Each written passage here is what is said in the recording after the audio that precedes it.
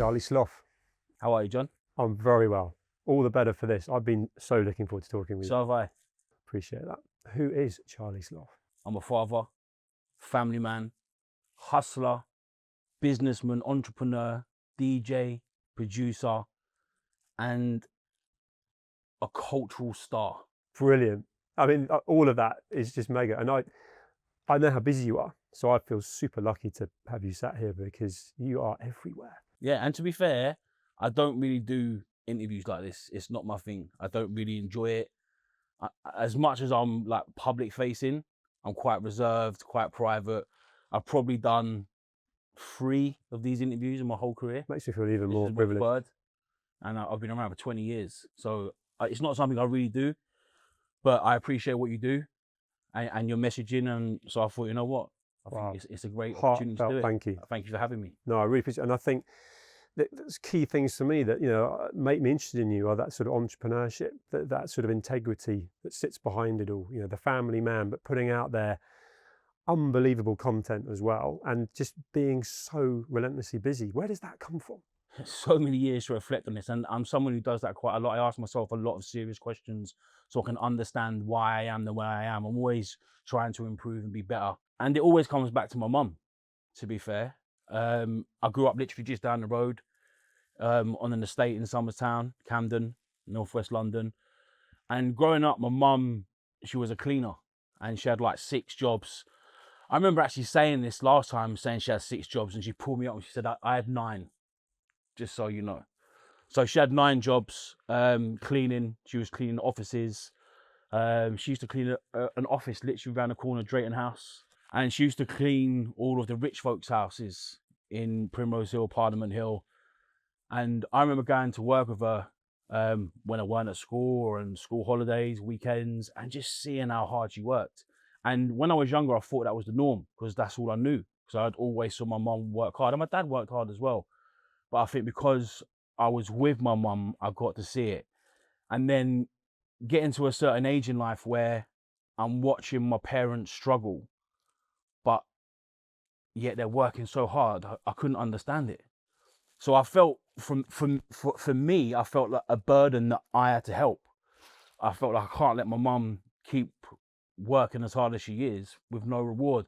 And there was one significant moment, and I spoke to my mum about this about 2 years ago. I was probably about 10. And there was a few moments, but this one was real significant. I remember going to McDonald's, and like McDonald's was a massive treat. It was like, wow, we're going to McDonald's. And I went with my sister and my mum. And my mum said, what do you want? And I said, I want a Big Mac. And she was like, you can't have a Big Mac. And I'm like, what? I want a Big Mac. She's like, you can't have one. And I'm like, Ma, I just want a Big Mac. And then she started crying. And I'm like, whoa, well, what's happening here? And then she explained that she couldn't afford to buy a Big Mac. So I'm like, oh my gosh, this is not right. There was another moment as well. My nickname growing up was Slippers. And there was a period in my life when I was going to primary school where I wore a pair of Liverpool slippers that were like fake Liverpool slippers. The Liverpool was the wrong way around. My parents are both from Liverpool. And I had holes at the front of the slippers. My toes were hanging out. I was going to school. And one of the teachers pulled my mum in and said, like, you need to get him some shoes. He's being bullied. And my mum broke down on the way. I'm so sorry. I'm going to get you some shoes. Like, it weren't like she was the best mum on the planet. Like, and still one of my best friends in the world to this day, but she just weren't in a position to do that. So, do you know what I love that she told you? Yeah, she told me. A different person could have hidden that. Yeah, you wouldn't have known why you couldn't have a Big Mac, and then you can get chippy and resentful. Yeah, she's such a strong woman, my mum, such a strong woman. I think that's where I get a lot of my passion, drive, and desire from, and my strength to not give up, the resilience. So from when I was 11, I started selling sandwiches at school. It started with sandwiches. And I used to get a meal ticket because obviously my family were not earning enough money to pay for school meals. So my mum used to make me some sandwiches, and I used to get a meal ticket. So I started selling the sandwiches and selling the meal ticket. And then within 2-3 months, I was buying a loaf of bread, and I was buying all the ingredients that went into the sandwiches. Then I started buying sweets. Then I started buying cigarettes. Then I started buying drinks. So literally I would sell everything and anything that I could during the first break and lunch break. And it got to the point where I was making 50, 60 quid a week. And I was never really a spender. I was always a saver, and I would always give mum, like, here's 20 quid, mum. She's like, where'd you get that from? Ah, don't worry. And then obviously, as time went on, I started doing more and more stuff, selling more and more stuff. By the time I was 17, I had like 110 fly pitches across London, selling counterfeit goods. Already an entrepreneur tycoon Yeah. at 17. Yeah. So I had like nearly 200 people working for me. Love that. And do you know what I love as well is that to get to that point, you tested and tried all sorts of things. Oh yeah. So you've gone so through much. that exactly. Yeah. You've gone through the journey that a lot of people have to wait until. So everyone else is studying algebra, me included, man. I mean, you know, I'm listening to you, and it's like it's inspiring. And I wasn't achieving anything out of.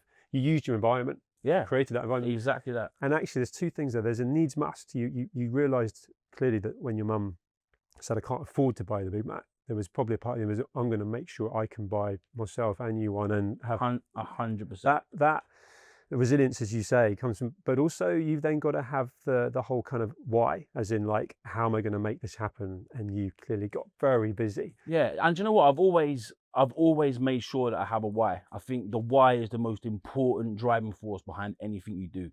And the minute you lose a why, you lose all focus, momentum, and meaning to what your purpose is. So I've always had a why. And if I lose a why when I'm doing something, it means it's no longer for me. I'm not going to create a new why and invent a why just to stay in it for financial gain or for monetary reasons. If it's not for me, it's not for me. And it's happened. It's happened a few times in my career, in my life, where I've lost the why. And I need to find a new why. If I don't find a new why, it's not for me.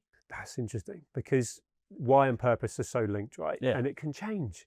It always changes. And you will have changed, and your why would have changed since becoming a dad. It's the Yep. first thing you said when you introduced yourself, which I grew up from, and I really identify with. What's your why right now? I've always set myself whys throughout my career, and they're milestones. They're milestones for me. The milestone and the why, they're best friends, and they hold hands and they stick together. I've always got to the why in life, and then got to the why that I thought was the why. So I've achieved something and I've made something a reality. So, for example, I always said to myself, when I get to X amount of money, I'll be comfortable. And my why was freedom. It wasn't to have fancy things. It was for financial freedom, to make sure that I could do whatever I wanted, whenever I wanted, without answering to anybody. And that included my children. And I got there and I was like, okay, I could actually walk away now from everything and I can live that why. My children's children are financially safe. I'm good. But then it becomes a bigger picture for me, and it's not only about my family and my children, it's about those that have helped me become who I am, and the people in my wider circle that I class as family and that I love. And secondly, legacy. Legacy is a massive thing for me. Like, integrity is everything that Charlie Sloth stands for. So if I've built something and I've been a part of building something until it's got to the place that I'm content with and I feel that it's in the right space and in the right hands to keep growing and developing, then I'm never going to be content. So I've reached, and this happens so many times, I've reached that moment of eureka, I've done it, and my why has been achieved, the drive. But then it's like, okay, could I do more? Should I do more? Yes, I should. And that drives me on. And I'm in a place now in life where I'm in such a privileged position where I don't make decisions based on financial gain, because I love money. Everyone loves money. And of course I work for money, and anyone who says they don't is a liar, and I'll never trust them. I love money, but it's bigger than that. The feeling that I get from winning, from success, from making other people happy and helping other people achieve their dreams is much bigger than the feeling that I got when I realized my why. I love that. And you learnt that by achieving the why. By achieving the why. Someone was talking to me, even I think it was yesterday, about a book called The Second Mountain. First mountain is the Lamborghini, it's the big house, it's the enough money you decided would be enough to be able to do all the things you want. And then that summit is not the summit. and that really resonates to me. There's also an element of, and I love that, giving back, like you're crediting people that have helped you. So many people just don't look back. Yeah, I think it's so important. Yeah, I agree with that. How much of all of this is also part of stimulating what's clearly a very fast brain and a very kind of capable person who's proven they can do a lot? My point being, I can't see you sitting on a beach with a cocktail and being, an AU vodka. Thank you. And not thinking, I've got to be doing something. You might be able to do that for a morning. Yeah. You might be able to do it for an hour, a day, but there's a Charlie Sloth I can imagine. It's like you're already plotting, you're already thinking about something. Yeah, I mean, it's, for me, in an ideal world, I'd love to be able to do that. But I'm also a realist. And I know that I can't see that time coming. I know that there is a time and a place when I'm going to start slowing down and I'm going to start pivoting from the lifestyle I live, because it's not sustainable. Like, if you see how I live my life, it's not sustainable. And I'm 44 now. I'm not young anymore. So I realize that, and I can't. You got that self-awareness. Yeah, I can't keep doing what I'm doing at the minute. You know, like, I'm in the summer and I'm in a different country every day. I'm flying here, there, and everywhere, and I party and drink a lot. And I don't hide away from that. Like, it's clear to see I've got weight issues. Do you know what I mean? So it's like, I understand that. I'm aware of that. So and that's a part of my lifestyle. It comes with the lifestyle I've chosen to live. But unfortunately, that is the Charlie Sloth lifestyle and the Charlie Sloth brand. So I know that I can't, it's not sustainable for me to do this forever. And in an ideal world, I'd love to have that moment of being able to do nothing. But at the same time, that scares the out of me. When did you last do that? During the first lockdown. It was the first time in 10 years that I'd ever stood still. Like, ever. Like, I'm talking no holidays. Like, I hadn't stood still. And even when I'd go away, I would still be working. It weren't like I was on holiday. I'd still be on my phone. I'd still be on my laptop. And for the first 2 weeks, I thought, this is incredible. What have I been doing with my life? This is insane. Not having to answer to anyone, not having to go to any meetings, not traveling to a different country. I thought, this is incredible. At home, I found a room in my home that I never knew I had. How insane is that? I'd been living in this house for 5 years and I found a room that I never knew I had. That's how bizarre it is. So the first 2 weeks, incredible. Spending time with the kids, amazing. And then after the second week, I'm like, this ain't for me. I'm twiddling my thumbs, pulling my hair out, being short. And I ended up spending the rest of lockdown traveling from country to country, wherever the regulations were the most fitting for me and my family. So we ended up going to Malta, from Malta to Greece, from Greece to Turkey, and then from Turkey we ended up going to Dubai, and then I ended up staying in Dubai for the rest of that lockdown and then the next lockdown, because the regulations weren't nowhere near as fierce as they were here. You could still live a pretty normal life. And again, when I reflect back on that, I'm like, I could have just sat still and just chilled and enjoyed my free time, but I couldn't. And when I was going to these places, in my head, the way that I justify it to myself is, well, I can go and have meetings in these places and meet with people about potential business, and I was doing that. And to be fair, I generated some great business on those travels, but it's not the point. The point is that I realized that I couldn't sit still. Even given the opportunity, being forced to sit still, I just couldn't. And it's pretty much the same now. The balance that I can hear from you is that didn't suit you, but you know it's unsustainable right now. And I was going to bring it up. I remember seeing some of the stuff you put out in the summer on a flight, going somewhere else, having DJ'd, had no sleep, and you were talking to the camera, and you could see it. You almost like, not a cry for help, because there's no victim mindset. You're doing it because you want to, right? Yeah. But there was an element of like, I can't keep doing this, but also thriving off the fact that you were flying to Ibiza or somewhere to be DJing at the next party, with the vodka and the private jet and so on around you, and a little bit of like, this is how I roll. Yeah. There's a side to you I really respect, which is that any one time you've been doing something you could have done forever. So Fire in the Booth, like, so there was a pioneering element to that, and the whole, like, suddenly, you know, you're part of the BBC, and Charlie Sloth and BBC, you would never put them together. You made that happen, and then you created, use your word, a legacy that at the time was pioneering, was groundbreaking, and was incredible.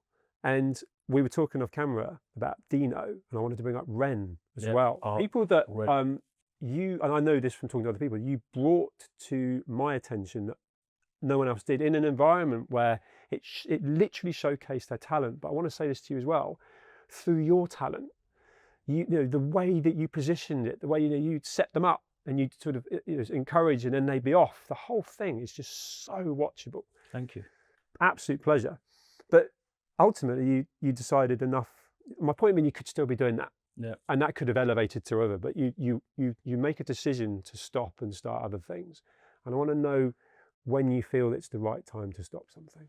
I think it's just a feeling. I think we're frying the booth. I think there was a massive shift in culture. And again, it's happening now. And I think culture has always been my currency. I understand culture. I understand how to talk to audiences that most corporations and most businesses don't. And especially in today's era more than ever. And I just felt that things were changing and how people were consuming content was changing. And at the time when I was at BBC, I was almost there through a golden era where people were still listening to radio. They weren't distracted by Apple Music and Spotify and YouTube. And I think, unfortunately, times changed. So when I made that pivot, I'd actually just done a Find a Booth with Drake at the BBC. And I'd been at the BBC for 8 years, almost 9 years, almost 10 it was. And so I'd started at the BBC doing the graveyard shift, Saturday night, 1 to 4 in the morning, getting £150 a show. And I quickly worked my way up to doing the Saturday night rap show, which was like my dream. That was the holy grail. And doing drive time Monday to Friday, 4 to 7. And then, because they could see that I was getting a bit, I wouldn't say bored, but complacent with it. And I had a great relationship with the gaffer there, Ben, at the time. And they gave me a brand new show on Radio 1, which was the first of its kind. It was called The Eighth, and you was allowed to swear. It was unheard of on the BBC. It was very challenging and very fresh and very new. And I loved it. Once I'd done that Find a Booth with Drake, that was kind of like, that was my holy grail. I'd achieved the rap show. I'd done the Find a Booth with one person I wanted to do it with. So then I started asking myself, what's next? Where do I go from here? I can't ever see myself doing Radio 1 breakfast or 1 Extra breakfast. Not my cup of tea. It's not for me. So I started asking myself a lot of questions. And then within 6 months, I had made a decision to pivot from the BBC and I joined Apple. Which is a very different offering, but I knew that's where things were moving, you know, streaming, the way people were consuming content, and I felt like Apple were the market leader, or they weren't at the time, but I felt like they was about to be. They were the future. They were the future. You spotted that. So I've done a deal with Apple and licensed Find a Booth to them. Recently, again, I think there's been a massive shift, and especially in rap culture, I think. And unfortunately, this happens every 7 years. And this is my 3rd time going through this culture shift, this unbalance of what's cool and what's not. And everyone's like, rap's finished, hip hop's done. It's not making the money that it was once making because the money being invested into the culture, into the scene is not being invested. And that's for like multiple reasons. Labels are not investing because labels are not making money. The way that the landscape has shifted and changed forever. So again, it's another reason for me to look at the cultural currency of things and where do I fit in this new landscape. So I'm forever shifting and forever evolving because I take time to understand what people are listening to, what people are talking about, what people are consuming, how people are dressing, why they're dressing the way they're dressing. I pay attention to that. Like, it's almost like being a data analyst, but I'm analyzing different stuff. Just imagine your brain like an algorithm of getting all fed in. Because you stayed so relevant and current and that element of, I guess, being ahead of the curve, Yeah. which is what you've been so many times. And tell me if you can answer this, but in context of what you're working on now, that feeding that algorithm, being this person with all the experience and perspective you've got on culture, what are you working on now? Because it's exciting for me. Yeah. Because you're clearly feeding it in, and something's going to come out. And dare I say, this could be the next groundbreaking. Yeah, well, I mean, for me, the music thing is still very important for me, and it's like my backbone. That's my passion. Music's always been my passion. I've never sat there and thought, I'm gonna get rich from making music, and I still do the music thing because I love it. That's my hobby. I've never tried to make a business of it. I've always made sure the artist comes before me. So I'd rather see the artist win than myself. It's just my passion, and I love it. My main priority in business is AU, because it's such a big beast. And we've recently just launched in the States, and you can look online and the response we're getting is mind blowing. And you've got to bear in mind that we're three lads who have come from a place of obscurity and not having any relationships whatsoever in the beverage industry. And we now have the top selling premium vodka in the UK. Congratulations. We have the top selling RTDs, ready to drink cans, in the UK. We currently sell 1.6 million cans a week in the UK, just in the UK. And we've branched out all over the world, but our focus right now is America. And for me, it's a massive challenge because everyone's always said, you'll never do that. I bet that lights you up, doesn't it? That lights me up. You've got no chance. Do you know how much they spend? So, yeah, I do know how much they spend. We haven't got that war chest, but I know that we have the tools and the knowledge and cultural understanding that we can make an impact bigger at a fraction of the price. It may take us a little bit longer and we may have to work some crazy hours, but we'll do it. And I'm down for that. Like, I'm still going into stores. I'm going into stores in America and selling the product in the stores. There's a funny video actually that I only posted yesterday, where I go into, there's a popular bar in Miami called Pink Flamingo. I cold call in there. And I'm like, can you stock our cans? And she was like, oh, we've got no space in the fridge. So I'm like, if I can fix that, will you stock the cans? And she's like, okay, sure. So I go outside and I get the guy to bring in one of the AU fridges. Which looks amazing probably anyway, right? Big old fridge. Yeah. But doing that, halfway through, we're filming this segment and this guy comes up to me and he's like, John, Sloth, whoa, man, what are you doing in Miami? I'm like, just trying to get this bar to stock some AU cans. And he's like, what? Like, you out here actually working? I'm like, of course. Like, I'm still on the ground. And like, when I'm in America, that's what I'm doing. A lot of people think it's like glam and I'm chilling out of all the famous rappers. I'm on the ground, going to stores, bars and clubs, trying to make them stock AU vodka. But that goes back to the young lad that was doing deals at school. Yeah. I'd never stop. You wouldn't ever want to be top of the tree because you'd be asking how they're getting on and you'd be like, I could probably do a better job than that. That's exactly that. Which you thrive off, right? There's a lot of how you're talking and what you're saying there that makes you a role model. Like, you know, I'm learning from you now, and there's that entrepreneurship, there's that not being afraid to take risks, but also back yourself and never be too big to be the person that goes. Never. There's a really sad state in kind of a report that the Centre for Social Justice have put together of Lost Boys, in the lack of identity and confidence young lads have got coming through. You are a role model, and I wonder whether you sort of, one, embrace that, and two, kind of have an opinion on why certain role models that perhaps aren't putting out the right messages, like you, work ethic, you know, sort of follow your passion, purpose, why, all the things you said. There seems to be role models that have risen to the top on social media that aren't putting those messages out, and what your thoughts are on that. And this is something that I talk about quite a lot, being a father, and I've always felt the responsibility to not do or say things that are irresponsible or could lead people down the wrong path, because I come from that environment. I've lived in that environment. I've been a part of it, so I understand how negative and detrimental it can be. So I've always tried to make sure that I'm always positive and I'm always trying to give people the right advice without trying to preach or say you should or shouldn't do this, because everyone has got to make their own choices and decisions in life, right? That's what makes us human. But it does concern me when I see a lot of the people that are deemed as role models in today's society, talking about the stuff they're talking about and trying to promote this story of quick wins. That's the thing that bothers me the most. I think because that sets people up to fail in a way that's almost it's almost impossible to come back from. Because if you're looking up to somebody and they're saying, look, get into trading, all you need to do is get £1,000, put the £1,000 in, join my group, and you could be living like me. And they're all talking nonsense. I see a lot of these guys, and I'm out with a lot of these guys when I'm in Dubai or if I'm in Miami. So I see how they're really living. And for me, that is super concerning, because we're building a society of young men who think that success comes with an easy win.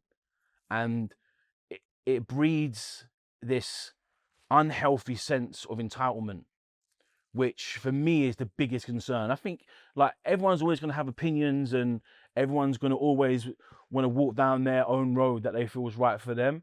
But the minute you start breeding a society of victims and people who have been set up to fail, I think it puts us in a dangerous place. And I see it firsthand. And the amount of messages that I'll get for young men that have kind of bought into this bubble of success comes overnight through trading or whatever the case may be, it's actually quite upsetting. That's why you using that video as an example. You only put it out yesterday. You're going in, you're not doing it for the content. The camera captures it, and it's brilliant. It does, because it goes back to the role model. But you're prepared to be doing stuff that in this environment, we could order a pizza on our phones and it arrives now. We don't have to do anything anymore. We can do everything on the phone, and there is an element creeping in of laziness, massive lethargy, and that flips into victim of why should I have to do that and so on. And you are the opposite. You've gone after everything. You go after everything that you want to make happen. I think it's important. And like my eldest son, he's 20. He works for me. He works for AU. He's never asked me for anything, ever. And he knows that I'd probably give it to him. I'd probably say, why are you asking? Why don't you get it yourself? But I'd probably give it to him. He's never asked me for anything. I bet you're super proud of it. I'm super proud of that. You should be proud of yourself for that as well. Yeah. Well, you talked about legacy. Yeah, I think his mum plays a big part of that as well, to be fair. Yes, 100%. I meant the parenting. Yeah, I'll get told off from the I think that like when I look at him and then I compare him to your average 20-year-old, I think it is quite concerning that there's not many people out there that are go-getters anymore. Like everybody wants things handed to them, and even when I hire people, sometimes it's disheartening. And that's not to say that the new generation are all bums at all, but I do think there needs to be some kind of responsibility put on our generation to make sure that the next generation are educated and understand the steps that they have to walk to be successful. And no matter what field that's in, you've got to work hard. Like my thing has always been outwork everyone. Like I'm not the most talented guy. There's people that's better than me at everything that I do, but there's no one that I know that works harder than me. And that is what's got me where I'm at. I was going to ask you, like, what advice would you give to someone? Because your inspiration to talk about, I'm loving this, you can tell. And anyone watching, listening, will like, just what would you do? What would you ask? What advice would you give? And it's that, and you just outrun everyone. And if you can't run faster than them, you'll just do them on stamina. Yeah, there's no cheat codes, there's no shortcuts. It's just hard work and not giving up, having that resilience to wake up the next day when you've told you're a piece of and you're useless, and keep going. And that's it. It's just that drive, that hunger, that ambition that you can't let no one strip away from you. Sitting here now, how would you describe success? I'm successful by my own admission because I've achieved ultimately what I set out to do, which was to make sure that my family, especially my children, have every advantage possible to go on and live a successful, happy life. And I've done that. I never knew what university was. I genuinely had no idea what a university was until I was in my 20s. You were in the University of Life at 11 years old. Yeah, I was, right? But I had dreams as a kid. I wanted to be a movie director. I was told, you're crazy. You can't be a movie director. I wanted to draw comics. You can't draw comics. I had no idea. I was told, your probably best bet is to be a plumber or an electrician. I'm like, what? No way. I can do what I want to do. So for me to be able to achieve all the things that I've achieved, show my children that it's possible, coming from a place where I've come from, and to give them the opportunity to go on and be better than me. That's all I want. And that's all I'm asking them. No pressure, just be better than me. And that doesn't mean make more money than me. Just be a better person than I've been. And they are all better people than me. So I'm successful by my own admission. Yeah. And you at the very beginning, you said legacy was so important to you. And I can feel that. And, that role model part of you that extends to people watching, listening is clearly what's gone into your kids as well, right? It's powerful. You can definitely see. Yeah. They're like so well mannered, humble, gracious, and just good people. And they all have ambition and desires to go on and do their own thing. So yeah, I mean, that for me, I'm successful. Forget the money, the accolades, the fact that I can look at my children and be proud that they've become young, hungry, ambitious human beings. That for me is everything. And I love that, because that's said with contentment and pride, without any arrogance or ego, which is actually, credit to you. I said to you at the beginning that I was so looking forward to this, and I meant it. And I also, massive thank you, because I know you don't do this very often, but we've run out of time. Thank you so much. Thank you. I appreciate you having me. You are a pleasure to talk with. Thank you. I knew I'd learn from you, and I have. Charlie, thank you. Pleasure. Thank you so much. Thank you, John.